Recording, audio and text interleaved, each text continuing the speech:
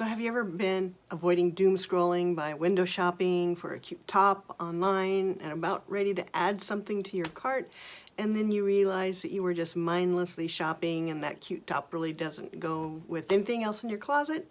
I'm asking for a friend. I think we've all been there.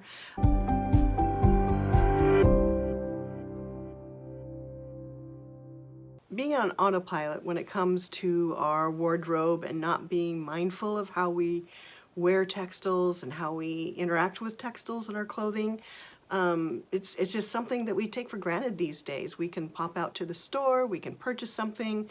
It's not like our ancestors that had to raise the sheep and then shear the sheep and then spin the yarn, then weave the textiles and dye the textiles and then sew the clothing. We're very spoiled these days, and so we oftentimes are not very mindful about what we wear, and then we suddenly have a closet stuffed to the full and brimming, and we're just standing there and we're thinking to ourselves, I have nothing to wear. So I'm doing a series of videos to help you think about why you're wearing clothes, to guide you to creating a more cohesive wardrobe that fits your life. If you're looking for high-end fashion icons, yeah, that ain't me. I'm a hayseed farm girl from Eastern Washington, transplanted to Western Oregon, but that's just me. You are you. Our choices are going to be different, but the thought processes to how to get to our goals are the same. And so this series of videos will help you rethink about why you buy clothes, develop an awareness of what clothes you like to wear, and where to make your closet the happiest. Given that the fashion industry has such a hugely negative impact on the environment, it really does bear for us to think critically about our purchases. And the rise of slow fashion, of recycling, of upcycling clothing, wearing repeat clothes, buying secondhand, or making our own clothes points to a rising cultural awareness that we do have the ability and to make wise choices when it comes to our clothing. So clothes and a cohesive wardrobe isn't something that a lot of us spend a lot of time thinking about, and that's okay. It's not like the world isn't on fire or something. Some people spend a lot of time and a lot of money and may still not feel happy by what's offered by the depths of their closet. So let's think about this. Susan Kaiser in the 1985 book, The Social Psychology of Clothing, says that clothing is a visual language that's interpreted by the viewer. We all speak this language, some more fluently than others. It's a language that flies under the radar and may not even register consciously. So there's so much to unpack when it comes to the why of wearing clothing. Clothing is an expression of state of mind and moods. I mean, we've all been there. We wake up in a good mood and we dress accordingly.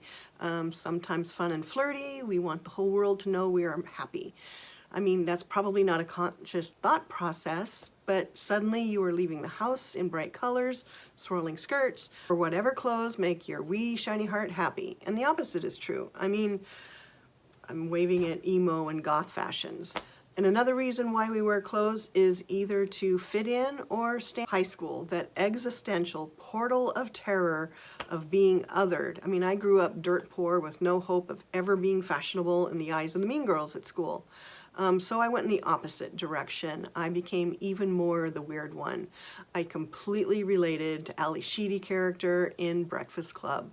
And my clothes expressed that.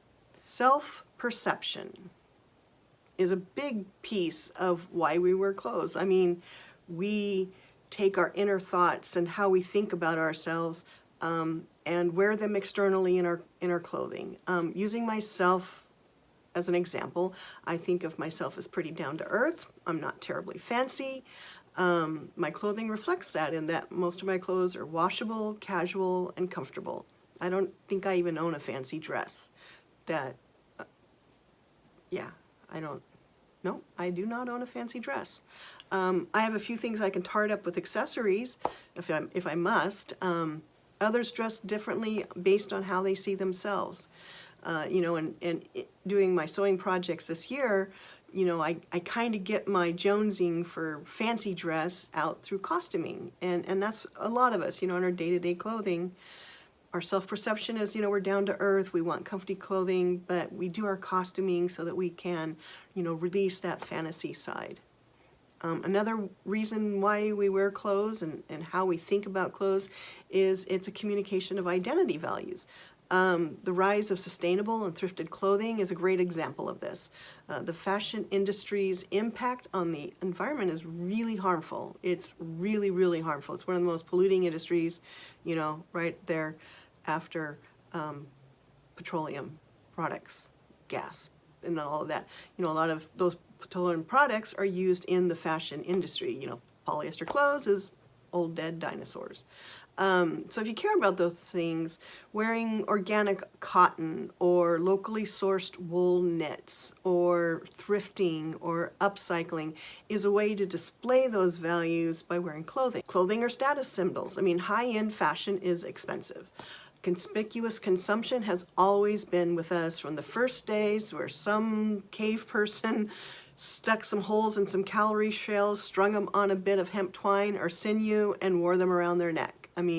Some people are really into being seen wearing the latest couture or latest trend, whatever's, currently popular on Instagram. And that's a piece of, why they wear clothing, is they want to have those status symbols and they want people to see them wearing those status symbols. Another reason why people wear clothes is body image. I can speak to this one. Oh boy, can I speak to this one? Once upon a midnight dreary, I was a tiny wee thing with Marilyn Monroe's measurements. Back then I was really into vintage clothing, and so I could find cute things to wear. Then came kids and health issues, a marriage that ended. They really didn't make vintage clothing that I could find where I was living at the time. In my size, in plus sizes. So I slipped into wearing only t-shirts and jeans for years and years and years. I had a really poor, self-esteem issue, and I had a poor body image. So I'm finally coming out of that headspace, and I'm bringing creativity back into my wardrobe. And I'm really looking forward to exploring some of those things that I've always kind of thought were taboo for, someone my size or someone with my economic background. There's a lot of reasons why we don't dress how we really truly want to. And one of the things that I really want to address in the series of videos is, just getting past those blocks and having the courage to dress the way you really think you should. And you should dress, make yourself happy. Another reason why people wear clothes is because of aesthetics reasons. Let's face it, humans are magpies that can't fly. We like to bright, shiny objects, we like to preen, and we like to pounce. Well, some people like to pounce. Anyway, we like pretty things. And so we like to wear pretty things. And that's another reason why we wear clothing, is we just love the feel, the texture, the feel of the silk, the rustle of taffeta. It's just, all of that is an aesthetic that we just like, and so we bring that into our wardrobe. Ritualistic reasons are another reason why we wear clothes. We have special clothes for weddings, we have special clothes for funerals, for work, for athletics. We have uniforms of all sorts of types or specific types of dress for a task. Waiters wear a specific thing, the brown shirts of the UPS, so ritualistic clothing is a part of also the way we dress. So that's some of the reasons why we wear clothes as a society. So let's talk about you. Let's talk about me. Let's think about, as we go through our day, we all have different personas. We could be a parent, we could be a rocker, we could be a worker, we can be a dreamer, we can be a partner, we can be creative, we can be a bog witch, we can be a dragon. You're not limited to one particular style.